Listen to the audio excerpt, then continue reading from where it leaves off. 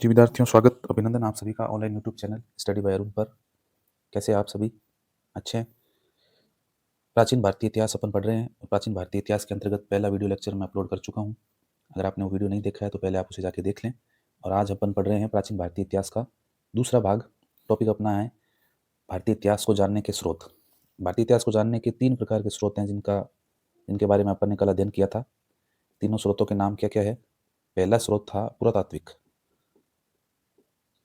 पुरातात्विक स्रोत। पहले जो स्रोत हैं वो हैं पुरातात्विक स्रोत। दूसरे नंबर पे आते हैं आपके साहित्यिक स्रोत।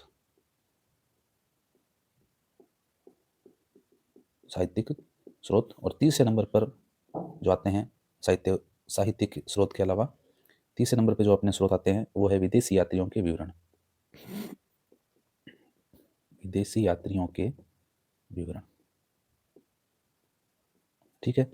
तो ये इतिहास के 3 प्रकार के स्रोत हैं, जिसमें एक नंबर पुरातात्विक स्रोत का अपना अध्ययन कर चुके हैं पिछले वीडियो में। आज अपन पढ़ने जा रहे हैं साहित्यिक स्रोतों के बारे में। चलो शुरू करते हैं। साहित्यिक स्रोत 2 नंबर आप हेडिंग डालेंगे, साहित्यिक स्रोत। साहित्यिक स्रोत। अब देखो, साहित्यिक स्रोतों के अंतर्गत, साहित्यिक स्रोतों का मतलब है कि ऐसे स्रोत हैं जो साहित्य के रूप में हमें प्राप्त हुए हैं। बहुत से धर्म ग्रंथ हैं जो हमें अलग अलग स्थानों से प्राप्त हुए हैं, जिनमें हमें राजाओं की वंशावली है, राजाओं के द्वारा जो कार्य करवाए गए उनकी जानकारी प्राप्त होती है। उसके अलावा प्राचीन भारत की सामाजिक, आर्थिक, राजनीतिक और सांस्कृतिक स्थिति के बारे में भी हमें जानकारी मिलती है। किससे? साहित्यिक स्रोतों से, ठीक है। अब साहित्यिक स्रोत भी जो है उनको भी 2 भागों में बांटा गया है। साहित्यिक स्रोत भी हैं, उनके भी 2 पार्ट हैं। एक कहलाते हैं आपके धार्मिक स्रोत। एक कहलाते हैं धार्मिक स्रोत, यानी धार्मिक साहित्य स्रोत नहीं, धार्मिक साहित्य। और दूसरे कहलाएंगे आपके धर्मेत्तर साहित्य। देखो, दोनों में फर्क क्या है? धार्मिक साहित्य यानी किसी धर्म से संबंधित है ये, इसलिए इनको धार्मिक साहित्य कह दिया गया। दूसरे है धर्मेत्तर साहित्य। धर्मेत्तर साहित्य का मतलब है धर्म से इतर। इतर का मतलब है अलग, यानी धर्म से जो अलग है। यानी कि धार्मिक साहित्य जिनमें धर्म का जिक्र किया गया है, किसी न किसी धर्म से संबंधित हो सकते हैं। वो ब्राह्मण धर्म है, बौद्ध धर्म है, जैन धर्म है। इनके जो साहित्य ग्रंथ है वो सारे धार्मिक साहित्य में आएंगे। जबकि धर्मेत्तर के अंदर किसी काल की, किसी वंश की, उस समय की कोई भी रचना हो सकती है, किसी साहित्यकार की रचना हो सकती है जिसका धर्म से कोई संबंध नहीं हो, वो कहलाएंगे धर्मेत्तर साहित्य। इसमें कौटिल्य के अर्थशास्त्र है, मेगस्थनीज की इंडिका है, ठीक है, कालिदास के ग्रंथ है, ये सारे के सारे धर्मेत्तर साहित्य कहलाते हैं, ठीक है। तो अब अपन साहित्यिक स्रोतों के अंतर्गत पढ़ेंगे सबसे पहले धार्मिक साहित्य, यानी जिनका संबंध किसी धर्म से है। सबसे पहले हम उनका अध्ययन करेंगे। धार्मिक साहित्य,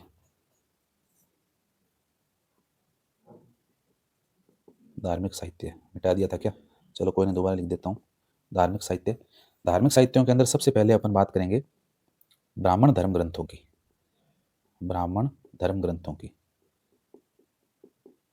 सबसे पहले हम ब्राह्मण धर्म ग्रंथों की बात करते हैं। और ब्राह्मण धर्म ग्रंथों के अंदर भी एक नंबर पे अपन बात करेंगे सबसे पहले वेदों की। सबसे पहले हम वेदों की बात करते हैं। वेद जो है वो क्या है? ब्राह्मण ग्रंथों में सर्वोपरि है, ठीक है, सर्वोपरि स्थान रखते हैं वेद ब्राह्मण ग्रंथों के अंदर। वेद शब्द की अगर बात करें, जो कि विद धातु से बना है, विद धातु।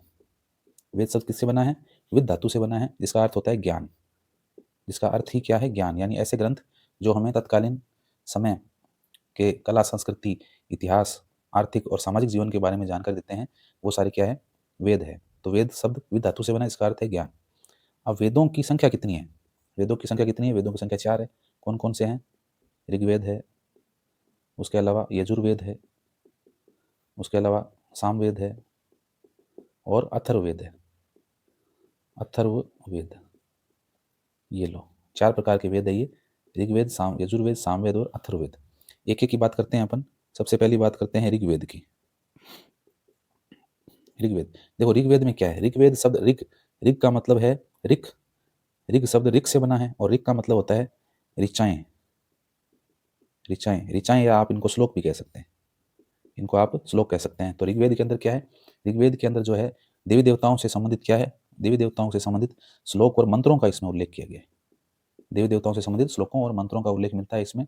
उसके अलावा ऋग्वेद से जो सूचनाएं मिलती है वो कैसी है, वो स्वतंत्र युग के बारे में बताती है कि उस समय का युग कैसा था, स्वतंत्र था, स्वतंत्रता थी युग के अंदर। ठीक है, तो ये ऋग्वेद है। ऋग्वेद के अलावा अपन बात करें अगर यजुर्वेद की, यजुर्वेद की वेदों के बारे में बच्चों ज़्यादा अपन यहाँ स्रोतों के अंदर ज़्यादा अपन नहीं पढ़ेंगे, क्योंकि ये चारों वेद और वेदों के बाद में जो भी साहित्य अपन पढ़ने जा रहे हैं वो सारा का सारा अपन वैदिक काल में पढ़ेंगे। तो वैदिक काल में दोबारा से इसको पढ़ा जाएगा, इसलिए यहाँ पर सिर्फ और सिर्फ एक बार बेसिक इंट्रोडक्शन मैं आपको दे रहा हूँ। डिटेल के अंदर अपन वैदिक साहित्य वाला जो पार्ट पढ़ेंगे तो उसमें इसका अध्ययन करेंगे। दूसरा आता है यजुर्वेद।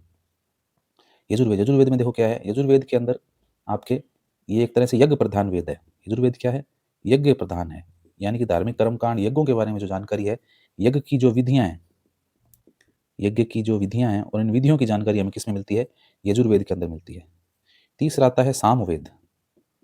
सामवेद, सामवेद की बात करें तो गायन, सामवेद का संबंध किससे है, गायन से है, यानी कि भारतीय संगीत का जनक अगर कोई है तो वो सामवेद है।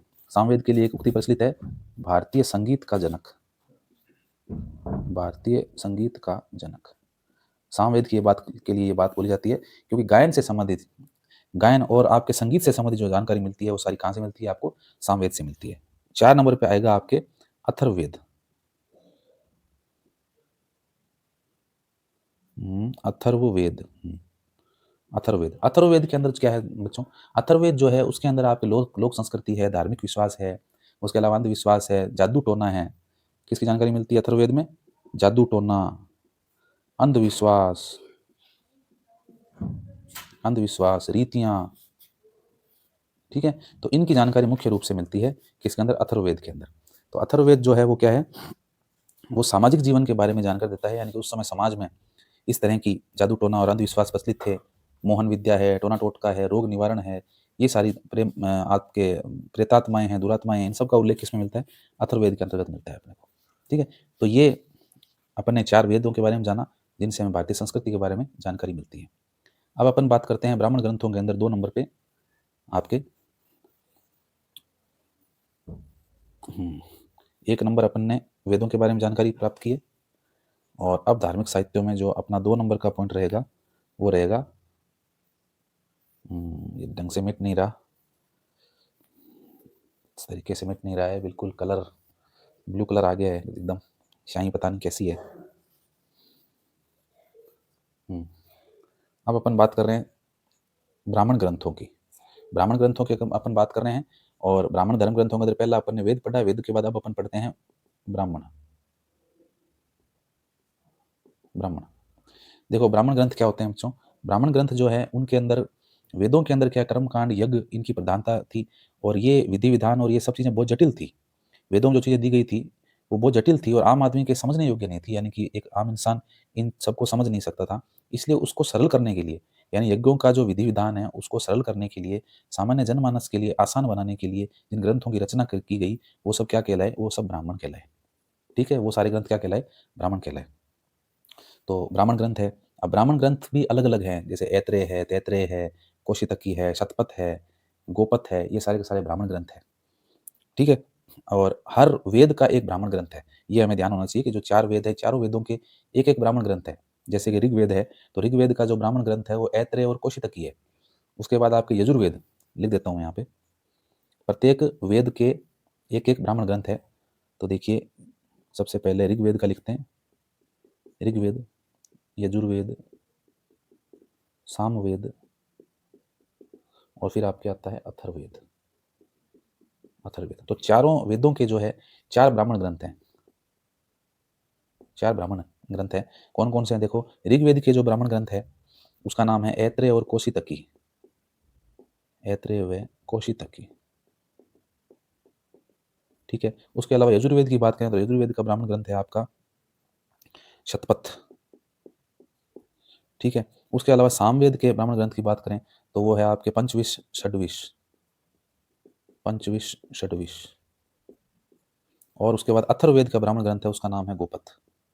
ठीक है, तो ये 4 ब्राह्मण ग्रंथ हैं जिनका संबंध चारों वेदों से है। ठीक है, और ये आपको ध्यान रखना है कि ब्राह्मण का मतलब क्या है, ब्राह्मण का मतलब है कि ऐसे ग्रंथ जिनमें वेदों में जो बातें लिखी गई है उनको क्या करा गया, आम जनमानस के समझने योग्य बनाया गया, बिल्कुल सरल कर दिया गया ताकि आम लोग भी उसको समझ सके, जान सके, इसलिए ब्राह्मण ग्रंथों की रचना की गई। ठीक है, तो दूसरे धार्मिक साहित्य में आते हैं आपके ब्राह्मण। अब अपन पढ़ते हैं 3 नंबर पे। 3 नंबर के जो ग्रंथ है उसका नाम है आरण्यक। आरण्यक, देखो आरण्यक क्या होते हैं। आरण्यक शब्द जो है वो अरण्य से बना है। आरण्यक शब्द किससे बना है? अरण्य से। और अरण्य का मतलब होता है जंगल। ठीक है, तो अरण्यक कैसे ग्रंथ है? अरण्यक वो ग्रंथ है जिनको एकांत में जाकर, कहाँ जाकर लिखा जाए? एकांत में जाकर जिनका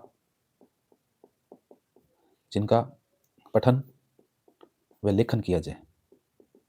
पठन व लेखन किया जाए। ठीक है, तो अरण्यक ऐसे ग्रंथ हैं जिन्हें एकांत में जाकर, जंगल में जाकर, वनों में जाकर, एकांत में जाकर जिनको पढ़ा जाए और उनको लिखा जाए, उनकी रचना की जाए, इसलिए ये ग्रंथ क्या कहलाए? अरण्यक कहलाए हैं। और इन ग्रंथों के अंदर भी क्या है? इन ग्रंथों के अंदर भी जो रहस्यमयी बातें हैं, ठीक है, जो यज्ञों से संबंधित जो बातें हैं, जो मानसिक रूप से व्यक्ति को शांत करे, धर्म के द्वारा मनुष्य को शांत करे, वो सारी चीजें इसके अंदर दी हुई है आरण्यक के अंदर। आरण्यक के बाद अब अपन बात करते हैं अब उपनिषदों की। आरण्यक के बाद अगला अपना बिंदु रहेगा उपनिषद, 4 नंबर पे। उपनिषद, देखिए उपनिषद क्या है? उपनिषदों की रचना जो है वो वेदों के बाद हुई है, तो उपनिषदों को वेदांत भी कहा जाता है। वेदांत, वेदांत भी कहते हैं। वेदांत क्यों कहते हैं इनको? वेदांत इसलिए कहते हैं क्योंकि वेदों का अंत, यानी जब वेदों का अंत हो गया, वेद सारे लिखे गए, उसके बाद में जिन ग्रंथों की रचना की गई है उन्हें क्या कहा गया है? वेदांत या उपनिषद कहा गया है। ठीक है, और उपनिषदों की रचना, उपनिषद शब्द का मतलब देखो क्या होता है?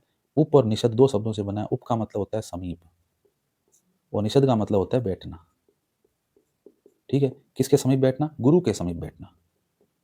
गुरु के समीप बैठकर ज्ञान प्राप्त करना, तो ये उपनिषद शब्द का अर्थ है। और उपनिषदों की रचना इसलिए की गई थी क्योंकि वेदों के अंदर जो कर्मकांड, अंधविश्वास, ये सब चीज़ें बढ़ गई थी, बहुत ज़्यादा उनमें इन चीज़ों का बोलबाला था, कर्मकांडों का, यज्ञों का, हवन का। तो इन सब चीज़ों को एक तरफ रखकर और उस समय के जो दार्शनिक थे, उन दार्शनिकों ने चिंतन करके, चिंतन के द्वारा विभिन्न समस्याओं का समाधान किया। जो सामाजिक समस्याएं थी उन समस्याओं का समाधान किया, और उस समाधान के रूप में जो ग्रंथ लिखे गए वो क्या कहलाते हैं? उपनिषद कहलाते हैं। यानी वेदों में जो भी त्रुटियां रह गई, जो कमियां रह गई, उन कमियों को ठीक करना का काम किसने किया? उपनिषदों ने किया। और उस समय के जो भारतीय जो चिंतक थे, जो दर्शन शास्त्री अपन कह सकते हैं, उन लोगों ने जो है उपनिषदों की रचना की। तो उपनिषदों में बहुत से उपनिषद हैं वैसे तो। उपनिषदों की संख्या लगभग 108 मानी जाती है, लेकिन मुख्य रूप से ये 12 ही हैं जो अपने को देखने में आते हैं या जिनके नाम पुस्तकों में लिखे होते हैं। कौन कौन से हैं नाम याद रखने मुश्किल है, लेकिन कुछ एक आपको देखो नाम पता होना चाहिए। इन 12 के अंदर ईश है, कठ है, केन है, ईश, कठ, केन, प्रश्न, मुंडक, उसके बाद मांडुक्य, मुंडक मांडुक्य है, उसके बाद तैत्रेय, तैत्रेय, उसके बाद ऐत्रेय, ऐत्रेय, उसके बाद में आपके छांदोग्य, छांदोग्य है, उसके अलावा आपके श्वेताश्वर है, श्वेताश्तर, श्वेताश्वर है, उसके अलावा आपके मैत्रायणी है, मैत्रायणी है, उसके बाद आपके कोशितकी है। ठीक है, तो ये कुछ उपनिषद हैं जो मुख्य रूप से पाए गए हैं। और वैसे 108 है इनकी संख्या। आज वर्तमान में बहुत से जो विद्वान हैं अपने नाम के आगे श्री श्री 1008 लगाते हैं, तो 1008 नहीं है ये, एक्चुअल में ये 108 ही है। यानी कि ऐसा व्यक्ति जिसने 108 उपनिषदों का अध्ययन किया है वो अपने नाम के आगे 108 लगा सकता है। ठीक है, तो ये वर्तमान में 1008 प्रचलित है, जो कि बिल्कुल गलत है। 1008 कोई संख्या है ही नहीं, कोई भी धर्म ग्रंथ नहीं है जिनकी संख्या 108 1008 हो। तो उपनिषदों के बारे में है ये 108 है, और 12 जो है वो क्या है? पाए गए हैं, और इनके ऊपर, इनके बारे में हमें जानकारी मिलती है विभिन्न पुस्तकों के अंदर।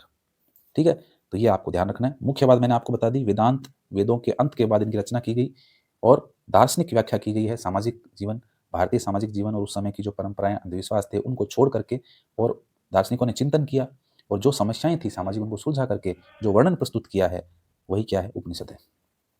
ठीक है, समझ में आ रहा है आपको? चलो अच्छी बात है, समझ में आ रहा है तो अब अपन आगे चलते हैं। और ये रफ कर दिया मैंने। बच्चों थोड़ा मार्कर की इंक शायद कुछ गड़बड़ है, इंक में कोई प्रॉब्लम है, वाइट बोर्ड को बिल्कुल भी ये छोड़ नहीं रही है, तो थोड़ा सा आप एडजस्ट कर लेना। मैं कल चेंज करूँगा इस इंक को, पता नहीं ये ऐसे कैसे आ गई। चलो, अब धार्मिक साहित्यों के अंदर अगले साहित्य की अपन बात करते हैं। 4 साहित्य अपन ने पढ़ लिए हैं, अब अपन पढ़ते हैं वेदांग। वेदांग, देखो वेदांग शब्द से पता चल रहा है वेदों के अंग। वेदांग मतलब वेदों के अंग। वेदों के अंग है, इसका मतलब वेदों से अलग नहीं है, वेदों से ही संबंधित है। यानी वेदों के अंदर जो बातें लिखी गई है उन्हीं को जो है प्रसारित किया गया है। एक रूप है उसका जो क्या कहलाता है, वेदांग कहलाता है, इसीलिए इसे वेदों का अंग कहा गया है। वैदिक ग्रंथ जो है, जो वेद हैं, वो अपौरुषेय हैं। मैं आपको बताना भूल गया ये बात। वेद जो है वो क्या है, अपौरुषेय है। अपौरुषेय का मतलब होता है कि वो किसी पुरुष विशेष की रचना नहीं है, किसी पुरुष ने उसका उनका निर्माण नहीं किया है, बल्कि वेदों को तो संकलित किया है। वेदों को संकलित किया गया है, ये तो स्वयं भगवान के मुख से बोले गए वचन है जिनको संकलित किया है किसी ने, है ना, जिन्हें हम वेद व्यास कहते हैं। महर्षि कृष्ण द्वैपायन वेद व्यास इनको कहा जाता है क्योंकि इन्होंने वेदों का विस्तार किया था। ठीक है, तो इनको संकलित किया गया था वेदों को, और ये क्या कहलाते हैं, अपौरुषेय कहलाते हैं। लेकिन वेदांग जो है ये अपौरुषेय नहीं है। ठीक है, लेकिन ये वैदिक साहित्य के ही भाग हैं। अब देखिए वेदांग जो है, वेदांगों की संख्या जो है वो बच्चों 6 है। कौन कौन से हैं, देखो शिक्षा, 6 वेदांग आपको पता होना चाहिए। इसमें एक नंबर है शिक्षा, एक है कल्प, शिक्षा कल्प व्याकरण, एक है आपके निरुक्त, फिर है आपके छंद, और फिर है आपके ज्योतिष। ये लो, ये आपके 6 मैंने आपको बताए हैं वेदांग है। अब इन 6 वेदांगों को जो है वो परम पुरुष के शरीर से, शरीर के विभिन्न अंगों से देखो दर्शाया गया है। मैं आपको चित्र के माध्यम से बता रहा हूँ। ये परम पुरुष, ये और ये खान है। ठीक है, ये परम पुरुष का मैंने चित्र बनाया है। परम पुरुष मैं इसलिए कह रहा हूँ कि जब हम वैदिक काल के अंदर 4 जातियों की बात करते हैं तो उन 4 जातियों के अंदर भी जो है ये बताया गया है कि ये चारों जातियां परम पुरुष के शरीर से उत्पन्न हुई है। उसका मैं चित्र बताता हूँ आपको। वैदिक काल के अंदर जो 4 जातियों का उल्लेख किया गया है, ब्राह्मण, क्षत्रिय, वैश्य और शूद्र, तो उन चारों जातियों का जो जन्म है वो भी परम पुरुष के शरीर से बताया गया, विभिन्न अंगों से बताया गया। तो देखिए सबसे पहले आते हैं ब्राह्मण। तो ब्राह्मण का जो जन्म है वो कहाँ से माना गया है, परम पुरुष के मुख से। ब्राह्मण ब्राह्मण का जो जन्म है परम पुरुष के मुख से या सिर से माना गया है। उसके बाद आते हैं क्षत्रिय। क्षत्रियों का जन्म जो है वो परम पुरुष की भुजाओं से माना गया है, क्योंकि क्षत्रिय जो है वो सेना में काम करते थे, सैनिक हो सकते थे, राजा हो सकते थे, बलशाली थे, शूरवीर थे, तो उनका जन्म जो है परम पुरुष के भुजाओं से माना गया है। तीसरे नंबर पे आते हैं आपके ब्राह्मण, क्षत्रिय, वैश्य। वैश्यों का जो जन्म है वो बच्चों परम पुरुष के पैरों से या जंघाओं से। जंघाओं से किसका जन्म हुआ है, वैश्यों का। वैश्यों का जन्म हुआ है, और ये जो पैर हैं इन पैरों से जन्म किसका हुआ है, शूद्रों का हुआ है। ठीक है, तो ये जो उल्लेख है, ये उल्लेख जो है ऋग्वेद के अंदर अपने को मिलता है कि परम पुरुष के विभिन्न शरीर के अंगों से 4 जातियों का उल्लेख किया गया है। लेकिन अपन बात कर रहे हैं वेदांग की, तो वेदांग के अंदर जो 6 वेदांग है, इन 6 वेदांगों का संबंध भी जो है मनुष्य के अंगों से इनको जोड़ा गया है। अब देखिए कैसे। शिक्षा, सबसे पहले बात करते हैं शिक्षा। शिक्षा को जो है वो क्या करते हैं, हम ग्रहण करते हैं, शिक्षा को ग्रहण करते हैं, और ग्रहण हम नाक से भी करते हैं। क्या, घ्राण, वायु, वायु या श्वास के रूप में अपन वायु को ग्रहण करते हैं, नाक से ग्रहण करते हैं। तो शिक्षा को जो है वो नासिका से जोड़ा गया है मनुष्य की। ठीक है, शिक्षा रूपी जो वेदांग है इसको मनुष्य की नासिका से जोड़ा गया। उसके बाद आते हैं कल्प। कल्प का मतलब कोई भी कार्य करना, शिल्प कला, मूर्ति कला, कोई भी कार्य करोगे तो आप किससे करोगे, हाथों से करोगे। तो आप इसको ऐसे याद रख लेना, कल्प का संबंध किससे है, हाथों से है। कल्प का संबंध हाथों से रखा गया है। तीसरे नंबर पर आता है व्याकरण। देखिए व्याकरण, व्याकरण का मतलब है कि किसी भाषा को शुद्ध रूप से लिखना और बोलना क्या कहलाता है, व्याकरण कहलाता है। तो व्याकरण का ज्ञान प्राचीन काल से ही किसको माना गया है, ब्राह्मणों को माना गया है। और ब्राह्मण जो है वो मंत्रों का उच्चारण कहाँ से करते हैं, अपने मुंह से करते हैं। ठीक है ना, तो व्याकरण जो है उसका संबंध किससे माना गया है, मुख से माना गया है। ये लो, मुख से मान लिया गया। तो शिक्षा, कल्प, व्याकरण, निरुक्त। निरुक्त जो है इस वेदांग का संबंध जो है वो कान से है। ये लो, कर्ण, यानी कानों से व्यक्ति क्या करता है, सुनता है। ठीक है, लेकिन मान लीजिए कोई बहरा व्यक्ति है तो वो कान से नहीं सुन पाएगा, तो निरुक्त यानी वो कोई जवाब नहीं देगा, निरुक्त हो जाएगा, कुछ जवाब नहीं दे पाएगा वो। ऐसे याद करने का तरीका है ये। तो निरुक्त का संबंध किससे माना गया है, कान से रखा माना गया है। उसके बाद छंद। छंद जो है, छंद, छंद का संबंध बच्चों पैरों से माना गया है। छंद का संबंध पैरों से माना गया है। और ज्योतिष जो है, इस वेदांग का संबंध जो है किससे माना गया है, आंखों से माना गया है। ज्योतिष का संबंध किससे माना गया है, आंखों से माना गया है। तो देखिए ज्योतिष के पास हम जाते हैं अपना हाथ दिखाने के लिए, तो वो अपनी आंखों से देखता है, अपनी दूरदृष्टि से देखता है और बताता है कि आपके हाथ में ये रेखा है, ये जीवन की है, ये मरण की है, ये नौकरी की है ना। तो जो इस तरह से आप याद रखेंगे कि भाई ज्योतिष शास्त्री के पास जाते हैं तो अपनी आंखों से हम देख लेता है, हमारे भविष्य को देख लेता है और बता देता है कि आगे क्या होने वाला है। तो इस तरह से ये 6 वेदांग हैं, इनको याद रखना आप। कैसे याद रखोगे? देखो, शिक्षा का संबंध नाक से बताया गया है, यानी घ्राण, नाक से श्वास ग्रहण करते हैं, तो शिक्षा भी हम क्या करते हैं? ग्रहण करते हैं। कल्प का संबंध हाथों से बताया गया है। कल्प का मतलब कोई भी शिल्प कला, मूर्ति कला, चित्रकला, तो किससे बनाते हैं? हाथों से बनाते हैं। और व्याकरण का संबंध मुंह से बताया गया है। व्याकरण के अंदर जो है संस्कृत भाषा का प्रयोग किया जाता है, तो संस्कृत के मंत्र जो है वो किससे बोलते हैं? मुंह से ही बोलता है ब्राह्मण। निरुक्त का मतलब जिसको कुछ नहीं सुने, तो जिसको नहीं सुनेगा तो वो उत्तर भी नहीं देगा, तो निरुक्त का संबंध किससे बताया गया? कानों से बताया गया। छंदों को का संबंध पैरों से बताया गया है ना? छंदों का संबंध किससे बताया गया? पैरों से बताया गया। छन छन ऐसे याद रखना। पायल कहाँ पहनी जाती है? पैरों में पहनी जाती है। छन छन बजती है, तो छंद का संबंध पैरों से बताया। और ज्योतिष का संबंध, ज्योतिष शास्त्री अपनी आंखों से क्या है कि दूरदृष्टि रखता है और लोगों के भविष्य को बताता है, तो ज्योतिष का संबंध किससे है? आंखों से बताया गया। ठीक है, तो ये वेदांग है। तो वेदांग मुख्य रूप से 6 है, 6 ही संख्या है इनकी। और इनके अंदर वेदों के अंदर जो चीज़ें समाहित है उनको और अच्छे से सरल रूप में इनमें प्रस्तुत किया गया है। ठीक है, चलो ये वेदांग हो गए। अब आगे चलते हैं अपन। वेदांगों के बाद बच्चों अपना अगला जो है वो साहित्यिक स्रोत रहेगा। मैं इसको इरेज कर दूं एक बार। ये वेदांगों के बाद में 6 नंबर पे अपना रहेगा बच्चों स्मृति साहित्य। स्मृति साहित्य, देखो स्मृति ग्रंथ क्या होते हैं? स्मृति जो ग्रंथ हैं उनको धर्मशास्त्र भी कहा गया है बच्चों। स्मृति ग्रंथों को धर्मशास्त्र भी कहा गया है। स्मृतियों के अंदर क्या होता है? स्मृतियों के अंदर मनुष्य के जीवन के जो विभिन्न नियम हैं, निषेध है, यानी कि मनुष्य को क्या करना चाहिए, मनुष्य को क्या नहीं करना चाहिए, तत्कालीन उस समय में जो सामाजिक संगठन है, जो कोई नियम है, प्रथाएं हैं, रीति रिवाज है, इन सब की जानकारी हमें किससे मिलती है? स्मृति साहित्य से मिलती है। अब स्मृतियों की संख्या तो बहुत है, लेकिन आपने एक स्मृति का नाम सुना होगा, मनुस्मृति। सुना है ना मनुस्मृति का संबंध, है ना, जो काफी विवाद में भी रहती है, इसमें बहुत सी बातें लिखी हुई, विवादास्पद है। तो ये मनुस्मृति जो कि सबसे प्राचीन स्मृति मानी जाती है, स्मृति साहित्य माना जाता है। उसके अलावा नारद स्मृति है, बृहस्पति स्मृति है, आपके याज्ञवल्क्य स्मृति है। ये सब जो स्मृतियां हैं वो भारत की सामाजिक और धार्मिक इतिहास के ऊपर क्या डालती है बच्चों? प्रकाश डालती है। तो ये स्मृति ग्रंथ है।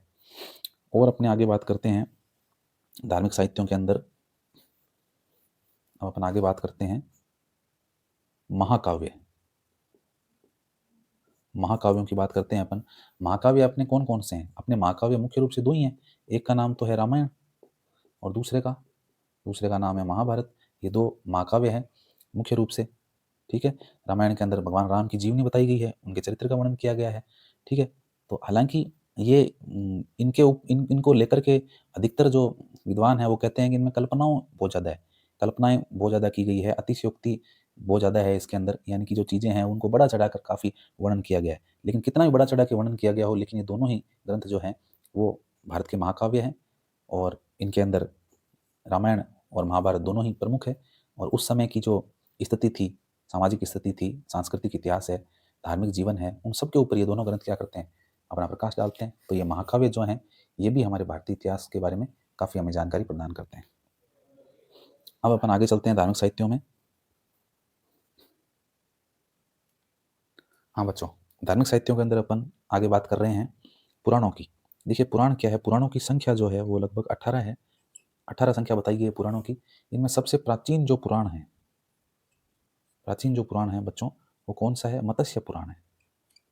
पेन मैंने चेंज किया है, अब सही दिख रहा होगा आपको। सबसे प्राचीन जो पुराण है वो मत्स्य पुराण माना जाता है। 18 इनकी संख्या है। उसके अलावा बहुत से पुराण हैं, मार्कंडेय पुराण है, वायु पुराण है, विष्णु पुराण है। ठीक है, तो ये सारे के सारे पुराण हैं। अब इन पुराणों में है क्या एक्चुअल में? पुराणों की बात करें तो पुराणों के अंदर देखिए परंपराओं की, धर्म की, इतिहास की जानकारी हमें मिलती है। और पुराणों में मुख्य रूप से 5 बातों का जिक्र है। देखो 5 बातों का उल्लेख है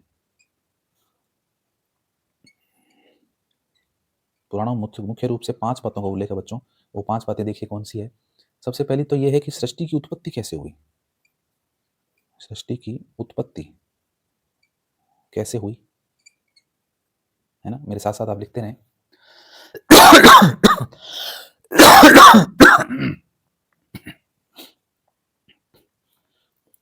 तो पुराणों में पहली बात जो है वो ये है कि सृष्टि की उत्पत्ति कैसे हुई।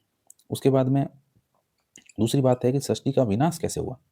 ठीक है, सृष्टि का विनाश किस तरह से होता है, सृष्टि की उत्पत्ति किस तरह से होती है। उसके अलावा सृष्टि में जो काल है, काल का विभाजन, काल के विभाजन का भी वर्णन है इनके अंदर। काल के विभाजन का मतलब है कि आपने युग पढ़े होंगे, 4 युग पढ़े होंगे आपने। 4 युग कौन-कौन से हैं देखो, एक तो है सतयुग, एक है आपके त्रेता युग, एक है आपके द्वापर युग और एक है कलयुग। ठीक है? तो ये 4 युग है। तो इन 4 युगों का इन युगों का काल का विभाजन जो है, वो विभाजन आपको 3 नंबर पे मिलता है। चौथी अगर बात करें इसके अंदर, तो चौथा है कि इन विभिन्न कालों के अंदर कौन-कौन से वंश हुए? कौन से वंश हुए? यानी कि वंशों के बारे में ज़िक्र किया गया है कि कौन-कौन से वंश हुए हैं इन अलग-अलग कालों के अंदर। और फिर अंतिम रूप से बात करें तो इन वंशों के राजाओं का चरित्र कैसा था? वंशों के जो राजा थे, उनका चरित्र किस प्रकार का था? तो मुख्य रूप से 5 बातें जो हैं, ये हमें पुराणों से पता चलती है कि सृष्टि की उत्पत्ति कैसे हुई थी, सृष्टि का विनाश किस प्रकार हुआ था, काल का विभिन्न विभाजन कैसे किया गया है, जैसे सतयुग है, त्रेता युग है, द्वापर युग है और कलयुग है, एसटीडीके। ठीक है? सतयुग, त्रेता युग, द्वापर युग और कलयुग। और इन वंशों के अंदर, इन समय के अंदर कौन-कौन से वंशों ने शासन किया, यानी पूरी वंशावली, और उस वंशावली के बाद में वंशों के राजा जो थे, उनका चरित्र कैसा था। तो इन सब की जानकारी हमें किससे मिलती है बच्चों? पुराणों से हमें प्राप्त होती है। तो ये प्राचीन भारतीय इतिहास के जो ब्राह्मण साहित्य थे, वो अपन ने पढ़ लिए हैं। अब अपन बात करेंगे आगे बौद्ध ग्रंथों की, कि बौद्ध धर्म से संबंधित कौन-कौन से ग्रंथ हैं, जिनसे हमें प्राचीन भारत की जानकारी मिलती है। चलो आगे चलते हैं। अब अपन बात करते हैं बौद्ध ग्रंथ। बौद्ध ग्रंथ, बौद्ध धर्म ग्रंथों में बच्चों बात करें तो देखिए, प्राचीन भारत के अंदर 3 धर्म मुख्य रूप से लोकप्रिय थे, जिसके अंदर आपके ब्राह्मण धर्म है, बौद्ध धर्म है और जैन धर्म है ना? तो बौद्ध धर्म भी उस समय प्रचलित था, व्यापक था। तो इस बौद्ध ग्रंथों के अंदर कौन-कौन से ग्रंथ हैं, जिनमें जो है प्राचीन भारत की जानकारी अपने को मिलती है?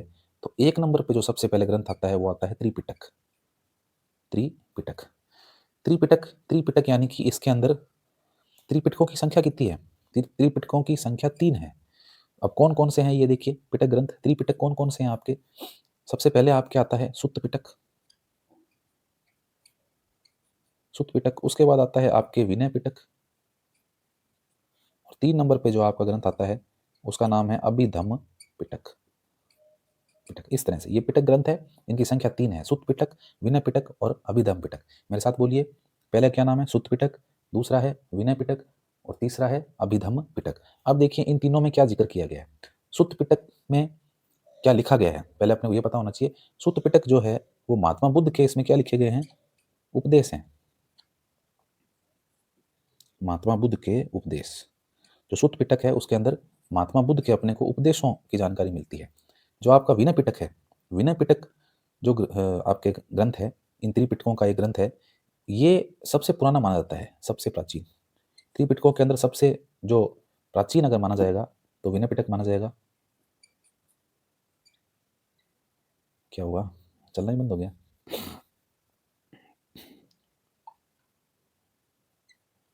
सबसे प्राचीन, ठीक है? तो पिटक ग्रंथों के अंदर सबसे प्राचीन माना जाता है विनय पिटक। और विनय पिटक के अंदर मुख्य रूप से किसका ज़िक्र मिलता है अपने को? इसमें भिक्षु-भिक्षुणियों के दैनिक जीवन, उनके आचार-विचार, उनके विधि के, निषेध के, ये सारे नियम नियम वगैरह मिलते हैं। यानी कि अपन बोलें तो इसको भिक्षु और भिक्षुणियों के, भिक्षु-भिक्षुणियों के लिए, यानी कि बौद्ध धर्म के जो साधु हैं, है ना? भिक्षु-भिक्षुणियाँ यानी कि बौद्ध धर्म के जो साधु हैं, जो साध्वियाँ हैं, उनके जीवन जीने के नियम नियम मिलेंगे। उसके अलावा निषेध मिलेंगे कि क्या कार्य उनको करना है, क्या कार्य उनको नहीं करना है। उसके अलावा उनके आचार-विचार, आचार है, विचार है, ये सारे के सारे किसमें अपने को मिलते हैं? विनय पिटक के अंदर मिलते हैं। और 3 नंबर पे आता है आपके अभिधम्म पिटक। और अभिधम्म पिटक के अंदर जो है वो क्या है? अभिधम्म पिटक के अंदर बौद्ध धर्म की बौद्ध धर्म की दार्शनिक व्याख्या और सिद्धांत, बौद्ध धर्म की दार्शनिक व्याख्या और सिद्धांतों का उल्लेख किसमें मिलता है? अभिधम्म पिटक मिलता है। तो ये बौद्ध ग्रंथ है, त्रिपिटक, जिसके बारे में अपन ने जाना। सुत्त पिटक, विनय पिटक, अभिधम्म पिटक, एक लाइन में याद रखेंगे। सुत्त पिटक में महात्मा बुद्ध के उपदेशों का संकलन मिलता है। विनय पिटक के अंदर जो बौद्ध धर्म के भिक्षु-भिक्षुणियाँ हैं, जो साधु हैं, उनके नियम है, निषेध है, आचार-विचार है, उन्हें किस तरह से रहना है, किन चीज़ों का प्रयोग करना है, किन चीज़ों को उनको प्रयोग नहीं करना है, वो सारे नियम इसमें लिखे हैं विनय पिटक के अंदर। और जो अभिधम्म पिटक है, उसके अंदर बौद्ध धर्म की दार्शनिक व्याख्या की गई है, दार्शनिक विवेचन किया गया है। बौद्ध धर्म के जो सिद्धांत हैं, उनका वर्णन किया गया है किसके अंदर? अभिधम्म पिटक के अंदर। ठीक है? चलो अब चलते हैं आगे अपन और बौद्ध ग्रंथों के अंदर आगे अपन दूसरा ग्रंथ पढ़ते हैं। दूसरे ग्रंथ का नाम है बच्चों जातक कथाएं। जातक कथाएं, देखिए जातक कथाएं क्या होती है? कथाएं मतलब कहानियां। तो जातक कथाएं जो है वो महात्मा बुद्ध के पूर्व जन्म की कथाएं। महात्मा बुद्ध के पूर्व जन्म की कथाएं। महात्मा बुद्ध के पूर्व जन्म कथाएं, यानी कि महात्मा बुद्ध ने जो है इस धरती के ऊपर जितनी भी बार जन्म लिया, कभी वो कुत्ता बने, कभी बिल्ली बने, बकरी बने, भेड़ बने, अलग अलग रूपों में जब उन्होंने जन्म लिया, तो उनके जन्म की जो कहानियां हैं, जन्म मरण की कहानियां हैं, वो सारी सारी क्या कहलाती है? जातक कथाएं कहलाती है। लगभग जातक कथाओं की संख्या की बात करें बच्चों, तो लगभग 550 संख्या है इन जातक कथाओं की। ठीक है, अभी कई कार्टून भी आते हैं टीवी के ऊपर जो जातक कथाओं से संबंधित होते हैं। ठीक है, तो उसके अंदर कोई लोमड़ी, बिल्ली, ये सारे के सारे, तो ऐसा माना जाता है कि महात्मा बुद्ध ने जो जन्म लिए थे अपने, उन हर जन्म में वो कुछ ना कुछ बने थे। तो जो भी बने और फिर जन्म कैसे हुआ और मृत्यु कैसे हुई, तो ये सारी कहानियां जो है वो क्या कहलाती है? जातक कथाएं कहलाती है। जातक कथाओं का जो अंकन है बच्चों, ये भी आपको ध्यान रखना है कि जातक कथाओं का अंकन आपको कहाँ मिलता है? जातक कथाओं का अंकन जो है वो स्तूपों पर मिलता है।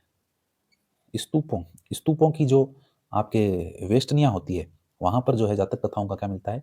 अंकन मिलता है। यानी स्तूपों के ऊपर, स्तूपों पर इनका अंकन मिलता है। किसका? जातक कथाओं को। ये बात आपको ध्यान रखनी है। ठीक है, तो ये बौद्ध ग्रंथ अपन ने पढ़ लिया, जातक कथाएं। अगला बौद्ध ग्रंथ पढ़ते हैं अपन, जिसका नाम है बच्चों मिलिंद पन्हो।